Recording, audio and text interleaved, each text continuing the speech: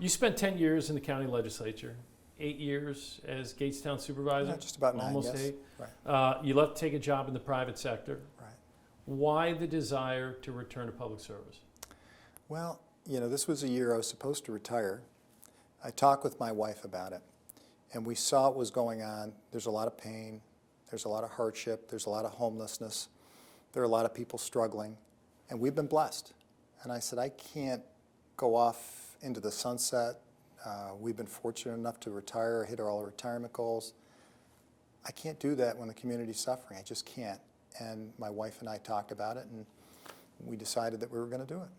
When you say suffering, what do you mean? People are dying in record numbers.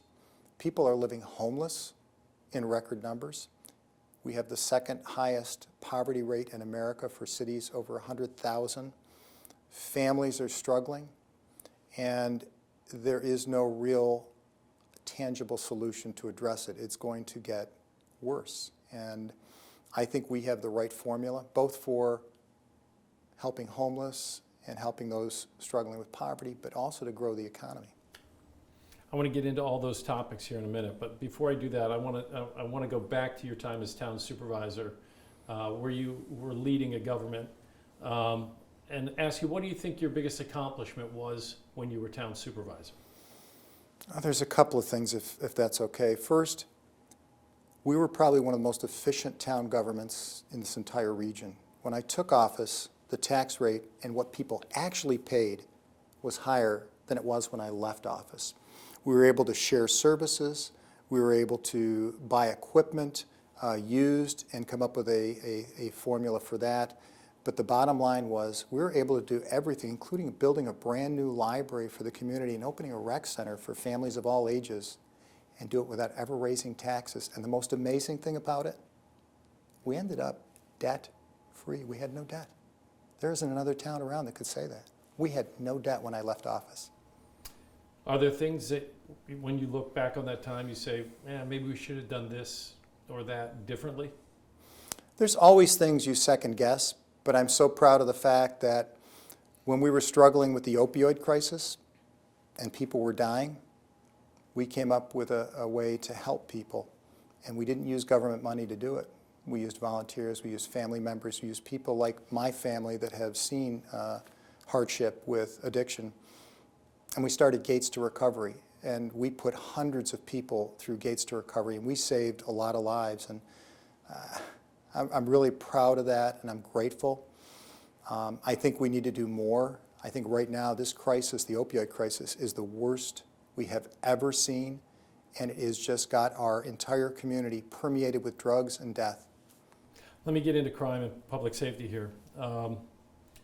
And it's one of the top issues of concern to people out there. I'm sure you hear that as you go door to door. We have record car thefts, gun arrests, homicide shootings, still a concern. And the people committing these crimes seem to be getting younger. And you've pointed out that you believe the state reform measures put into place by Democrats in Albany are the reason for the spike in crime. And you said you would work to reverse those measures. But police chiefs and district attorneys and other town leaders have also tried to do that with little success. Why do you think that you would be able to change minds in the leadership in Albany to reverse the changes in raise the age and bail reform and less is more? Well, there's a couple elements to what we're talking about that have to be discussed. First, those laws have to be repealed. And I would be, if I'm the county executive, I would be the chief advocate for this community. I would have a bully pulpit to pursue this. And one of the things that this community has failed to do is properly explain to the neighbors throughout this county what is actually happening and why these laws need to be repealed. Nobody has actually gone to repeal these. The county executive has not called for repeal of these laws. Some of our law enforcement people, including the sheriff, have talked about it, but there's been no cohesive effort to repeal these laws.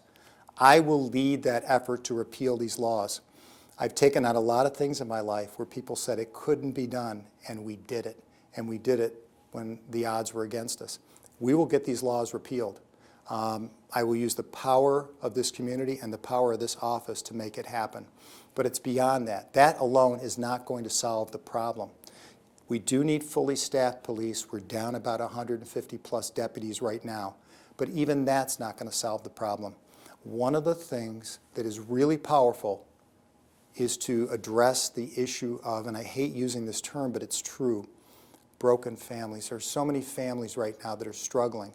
And you know, there's only one parent and they're trying to make ends meet. The housing allowance for many of these families is way below what it actually costs to rent a facility, a home, an apartment. Is this are you talking now about the plan, the Families First plan? Families First. Tell me about that. You referred to it as a mission work in our city. Right. Explain how that would work. What I want to do is take the faith leaders, and there are a number of churches, and I'm trying to keep them out of the limelight because I don't want to put the churches in a position of being involved with politics right now. But I have a number of churches, some of the largest right here in Rochester, that are ready to join up.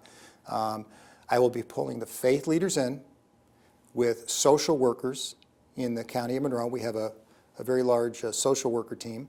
I would ask the school districts to participate, and the idea would be to identify specific families, one at a time, having the faith leaders working with the social workers, working with the districts, the school districts, to go and specifically mentor that family. It's not just about benefits, it's about finding what that family needs, a family that's alone and afraid and hopeless, and bringing pastors in to help them, whether it's, as I said, but you know, it's not just about benefits, getting benefits, but giving them support, both spiritually and also socially. You know, they have so many people in the congregation that can help them out, whether it's maybe getting them help with finding a home, or whether it's help with getting transportation.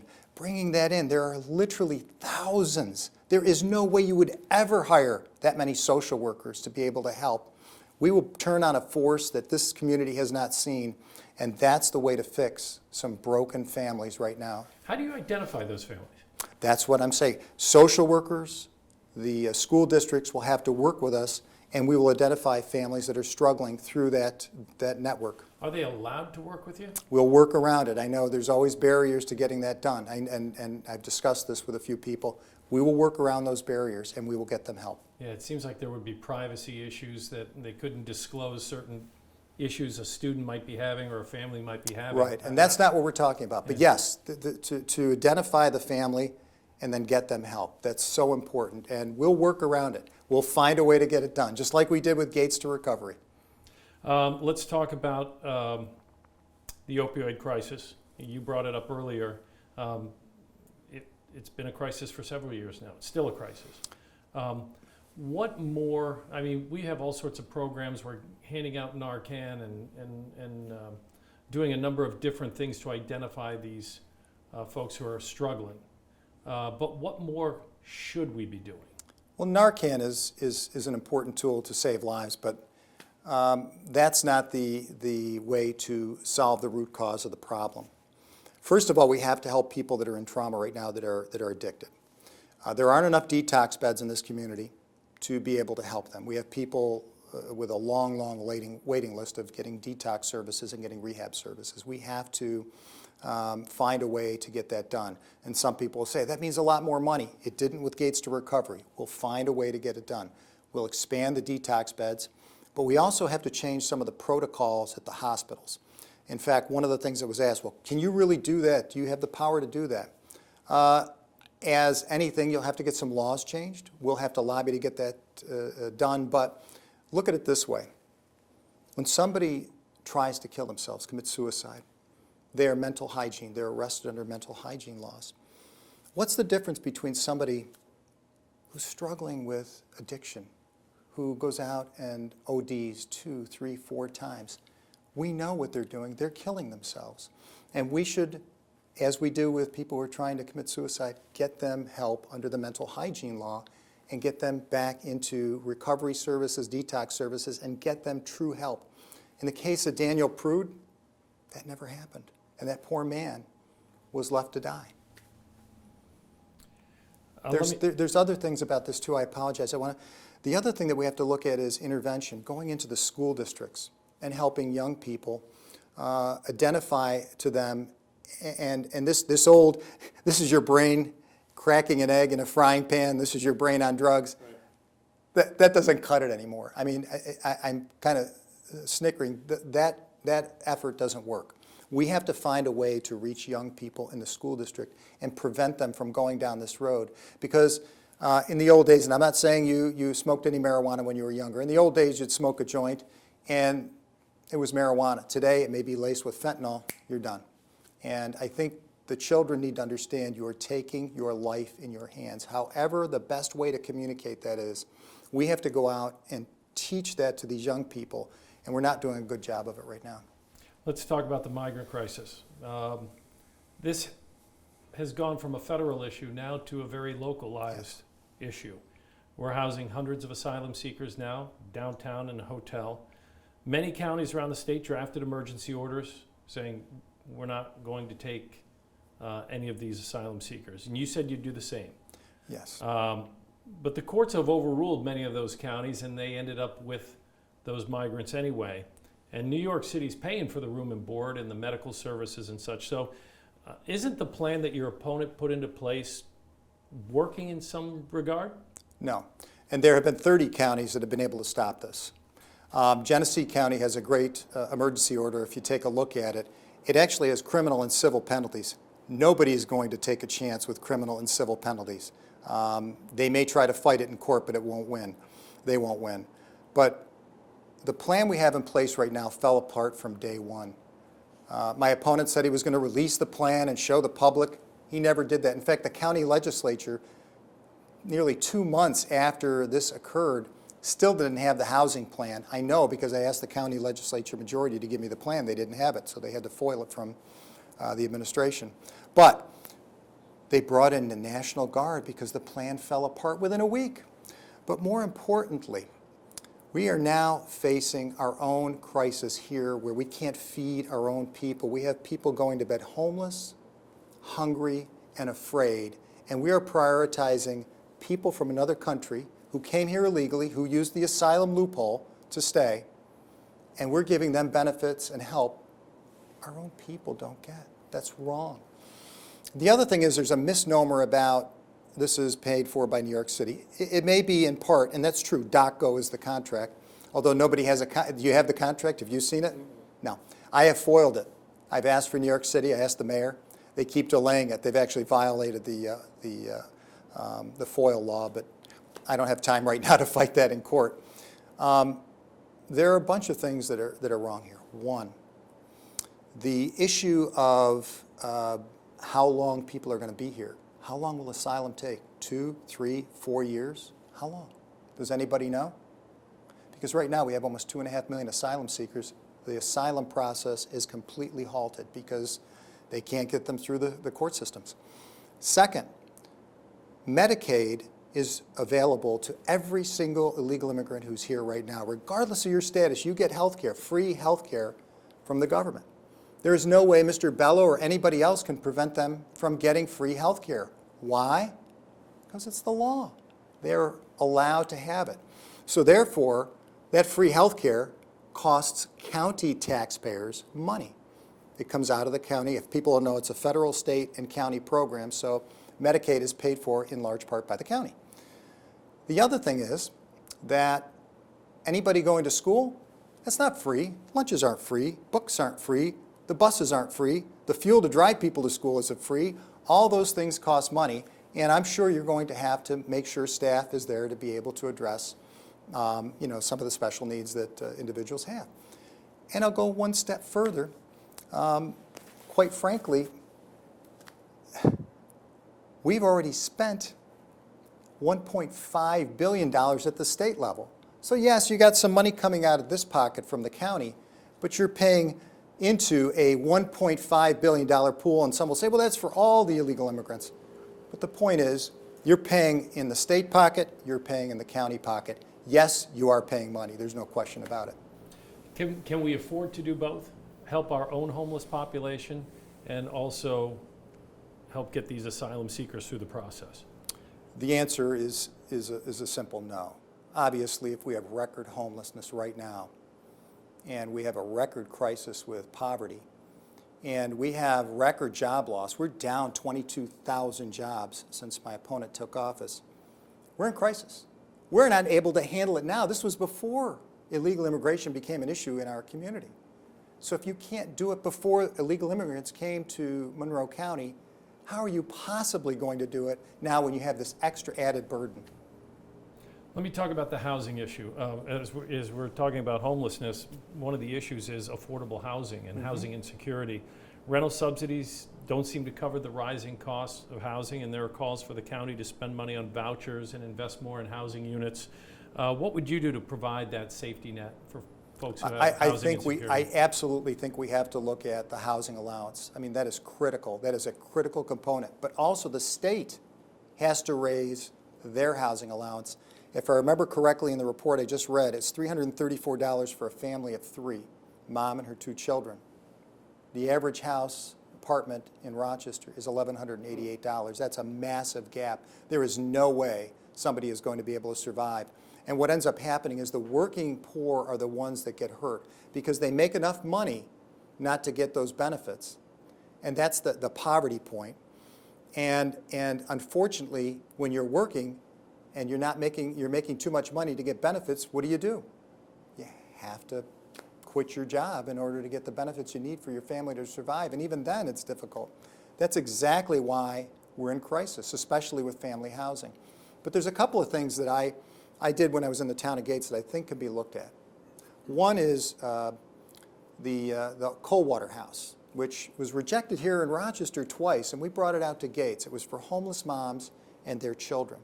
And what they do is they bring moms in, they give them job training, they get their kids stability, and then the families go off and are successful. And I've run into a number of people, one just recently, where this program has been the difference between life and death for families. Creran Commons, which is run by Pathstone, is a low-income, adjustable income housing unit in a good school district, in Spencerport School District, where families, and we've had no trouble with this facility. Creran has been a model there is no big spike in crime in Creran Commons.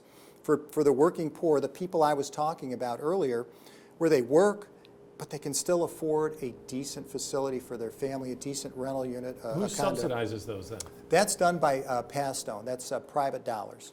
Initially, there was money grants given to Pathstone to run that, but in part it's paid for by people who are paying rent, and in part it's subsidized by not-for-profit and other contributions. But the initial startup had a lot of grant money, state money in it. But would you try to duplicate that as county executive throughout the county? I think that's a successful model, but you cannot impose these things on local governments, and that's one of the disagreements I have with my opponent on that.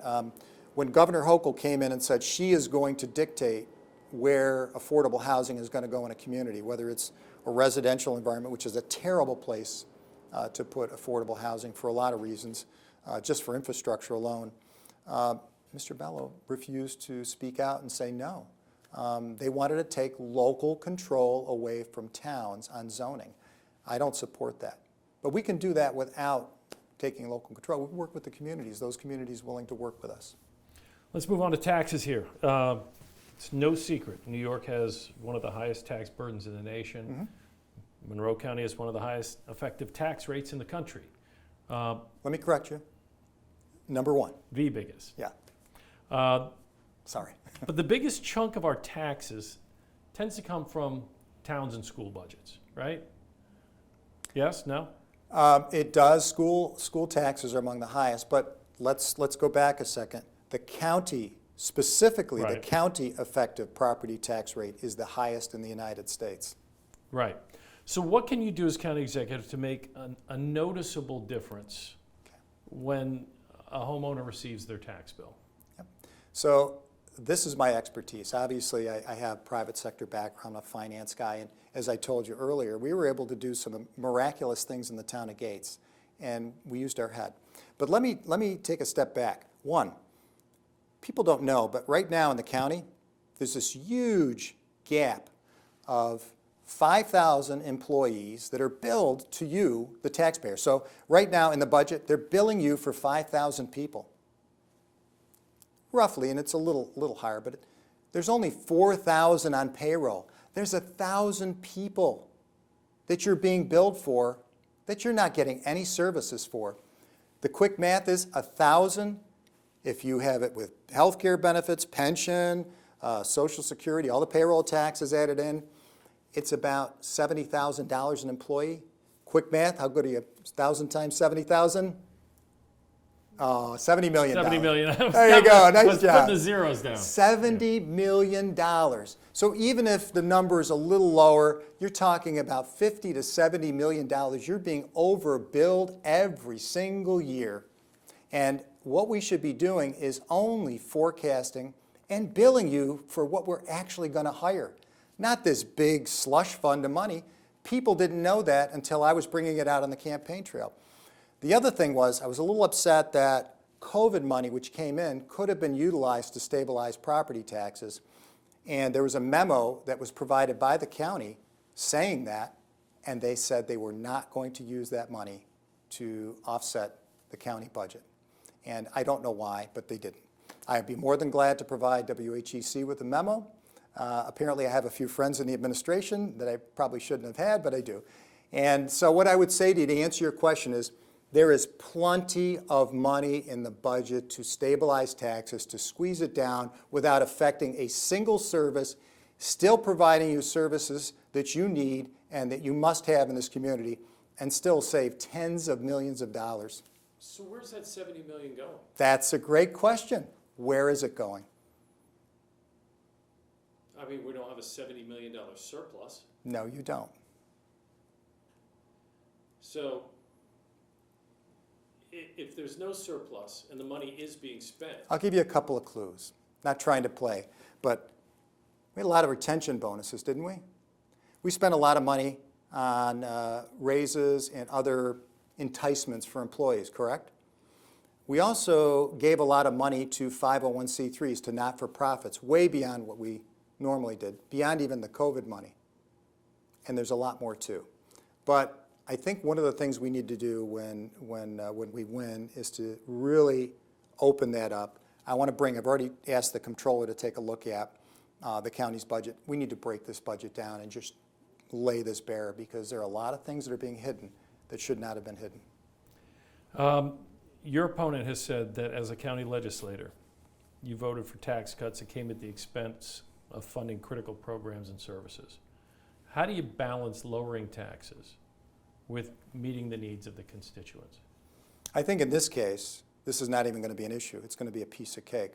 I know my opponent had mentioned some things from about literally a quarter of a century to almost 30 years ago, which I have a good memory, but let me ask you, do you remember what you did a quarter of a century ago?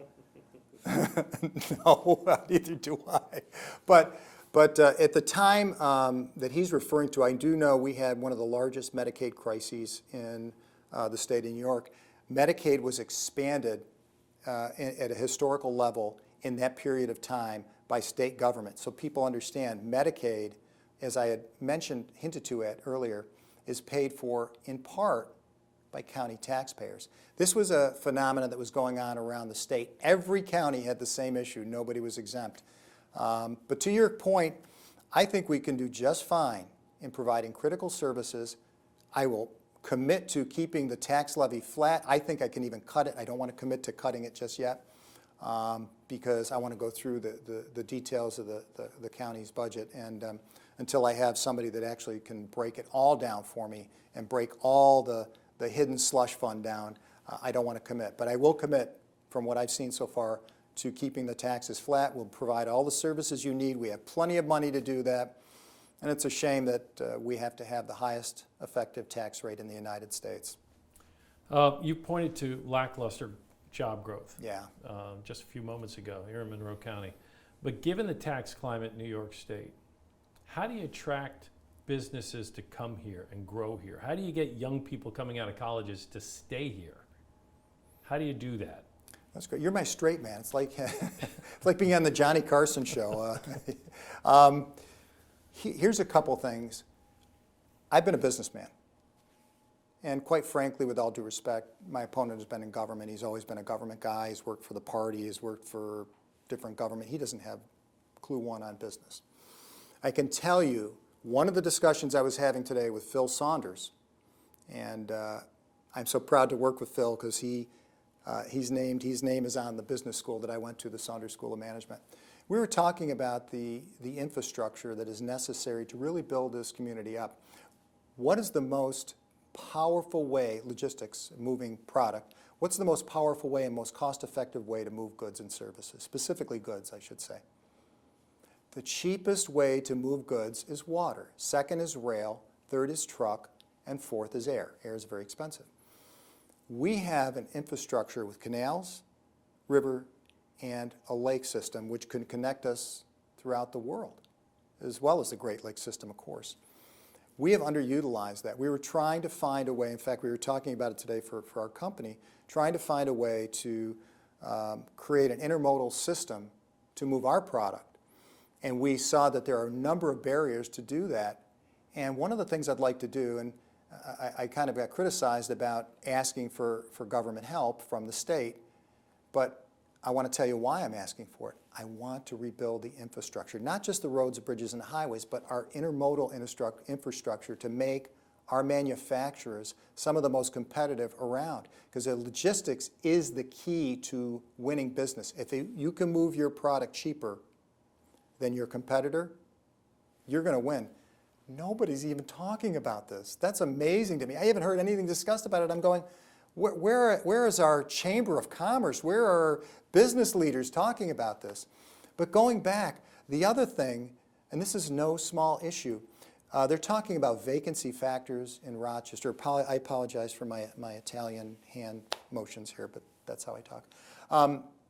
Nobody's talking about what's going on in Rochester. The vacancy factor is through the roof. I was listening to Mr. Glazer, great man. His family's done so much for this community, talking about us being at the tipping point right now. That's a huge warning sign. If I'm the Sands and I'm bringing Constellation brand down to Rochester, and we're seeing this huge vacancy factor, and this crime has everybody afraid to come downtown, and they have people panicked and in fear, you're going to have a hard time recruiting employees to go and work in your office. We have to address crime. It is one of the keys in rebuilding Rochester. It truly is. You're not going to have people go to the West Her Auditorium Theater, which is a beautiful facility for performing arts, and they're putting all kinds of money in it, if they're afraid of having their car robbed. You're not going to get people to go work at Constellation Brands if they're afraid about being shot or mugged. You're not going to have people go to Ponte Vino on the river if they're worried about being attacked. These are real world issues, and we have to address them. And it goes back to families first. It goes back to fixing the families, addressing the issues. And that's why I think we're going to be successful in getting these laws repealed, less is more, raise the age in cashless bail. We have to be able to fix the crime problem that is really driving business out of Rochester. But put the crime problem aside, and looking at the tax structure of New York State, how do you make this area attractive when these businesses that are looking to expand or relocate, and they look at New York State and say, how am I going to make it in this state? Yeah, the two things, though, are very important. Now, I will answer it, I promise. The two things, though, are very important. Fixing the crime problem so you can grow the city, and rebuilding our infrastructure and giving manufacturers an advantage in logistics. I'm telling you, that's a huge and powerful thing, regardless of the tax structure. As far as locally, as a county, obviously, we can keep the taxes flat and do our best to keep them down. That's our part. That's what we can do as a county. And I will tell you something else. I am so tired of us being taken. I like to call it the Hoboken hustle. We get the Hoboken hustle all the time. Hey, listen, we got the fast ferry. That's going to be great. That's a great investment. And we spend all our investment dollars, and there's only a limited pool of money on the fast ferry. I don't know if you knew, but when I was in the county legislature, I was chartered with looking at the business plan. I'm a businessman, and that thing was a loser, and I'm surprised they ever went ahead with it because it didn't make money. It was losing money, and I said it'll be out of business within 3 years, and my fellow legislators will tell you that. It was out of business in 3 years. when photonics came to town. They were throwing all kinds of money at photonics. This is going to be the next Kodak, the next Xerox. They spent a couple of $100 million. The last I checked, I gave up checking. I think there were 13 employees. They're all paid for by you and I, the taxpayer. It never came to fruition. Why? I looked at the business plan, and you know what it said? Nothing. There was no business plan. There was absolutely no business plan. We invested a couple $100 million in something that had no business plan. I was astonished. It was the Hoboken hustle, and unfortunately we got taken. Why am I bringing this up?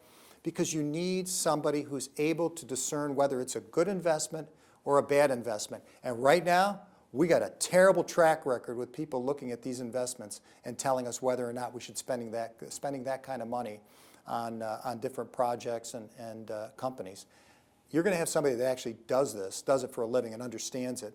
Look and see whether or not these things make sense so your money isn't wasted, so the state's money isn't wasted, so we can focus in a very difficult tax environment on companies that actually will grow, on things like investment in infrastructure so you have intermodal access for all the companies in this area, things that will grow the entire economy, not these scams that are one-offs that somebody gets rich, some developer gets rich for doing the project and then like the old Jerry Reed song, they get the gold mine and we get the shaft. That's basically what's been happening.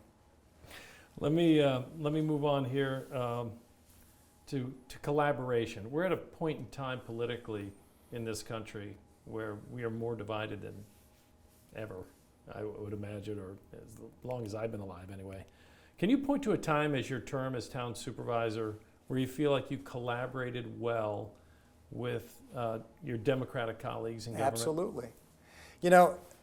I know some people, don't think the same way I do, but Lovely Warren and I work together on a lot of things. She actually, when the Coldwater House had been rejected, I went to her and I said, can you help me? Because they needed some money from the state. They needed some help. She helped out. Same with Cree-Rand Commons. As a supervisor, I had people that were running against me locally, and they were part of the Democrat Party, and they were great people, and they are great people. And instead of just, I know a lot of people say, well, don't give a Democrat who's running against you an opportunity. I said, why? They're good people, okay? I put them on the planning board. I had the town leader on the planning board. I appointed him. Our leader of the zoning board was a Democrat. A number of people, the committee members that were working on those campaigns, I put them on the capital planning committee. I had them involved in local government. That's the way it should be. I have no problem with that at all. Now, there'll be times we're going to disagree philosophically on things, but I think that 10% of the time, we probably will disagree, but on that 90% of the time we agree, we're going to do great things. There's a chance on election night that the county legislature, the Democrats will seize control of the legislature. It's very close right now, and not really sure how that'll go, but how would that change what you would hope to accomplish if you're elected? It'll make it a little more challenging, there's no question about it. I think having the cooperation of the legislature would be, and I'm sure my opponent would say the same thing, if the party that you're in is controlling the legislature, you're going to get a little more cooperation than you would if the opposition party was in. But, and I would prefer to have a Republican majority, to be honest with you. But if that does not happen, we'll make things work. This is about, look, I'm at the end of my career. I'm looking out on the horizon. There are not a lot of miles left on my horizon. And I want to do some good things. Before I leave this world, I want to do some nice things. And when I see people in trouble and struggling and homeless and alone and afraid, I feel terrible about it. And I want to do my best to make it good for everybody. I want everybody to do well. Because there's an analogy where if one part of your body is sick, in the case of the city, the rest of your body is going to follow suit. We have to cure that part of our body that needs the most help. And our families that are struggling mightily in the city need that help. Last question for you. If you're elected, what will be your priority, number one thing that you want to accomplish the day after you're sworn in? I honestly think the most important thing to do, there's two, they go hand in hand. We have to get the pastors together, the faith leaders together, and start working on helping heal the families in Rochester. We absolutely have to do it. That's among all the things, even the laws and making sure we have a fully funded police force, we have to take on this families first effort, because everything else will fail. Unless we help these families struggling, everything else will fail. At the same time, I will end illegal immigration. I will do it. My opponent has already said he can't, he won't. He's given 1,000 reasons why. I'll just tell you, there's only one answer. It won't happen.